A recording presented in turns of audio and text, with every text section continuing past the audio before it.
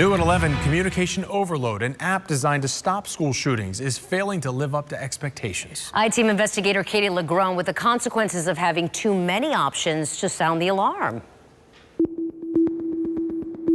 It's campus life in a post-Parkland world. Armed security guards, cameras, locks.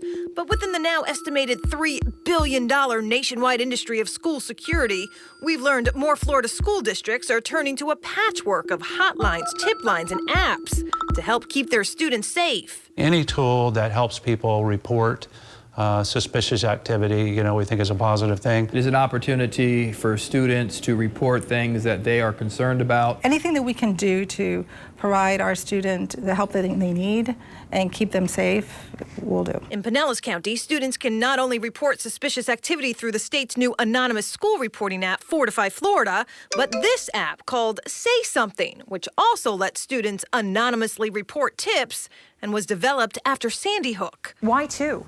We think that the Say Something app offers something that Fortify doesn't, and that's real live crisis counselors 24/7 on the other end of that call. Last month, we revealed how the state's go-to school reporting app has become a portal for false and bogus tips. There's a coyote in my front yard. Come into the restroom so you can see my private parts. For some districts, other reporting tools are proving to be more reliable. We had 2,021 tips since we launched Say Something, and 123 of those were considered life-threatening tips. With Fortify, we've only had 81 tips come through there, and 6 of those were actual tips. The I-Team now discovering state leaders raised concerns about bogus tips the same month they launched the app in 2018.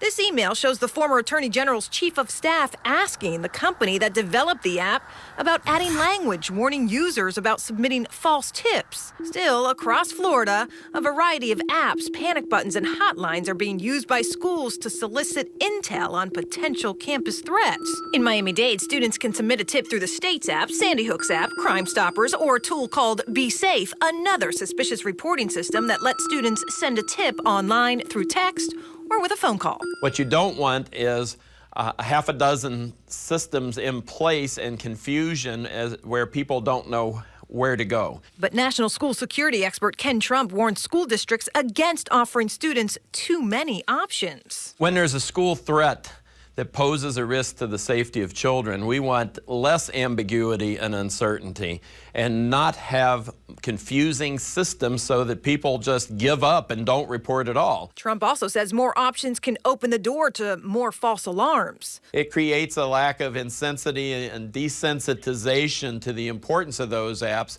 so that when a real threat occurs, it may not be taken as seriously, it may not be acted upon as promptly as it needs to be. While most reporting systems are being made available to school districts for free, others, including the Monroe County School District in the Keys, is dipping into its own budget to pay for additional options. Yes, the district pays $11,000 a year. Each school is given a direct number, and students can text their tips. Tips that, for some districts, aren't limited by number. It doesn't hurt to have a second option to someone out there who needs to reach out for help.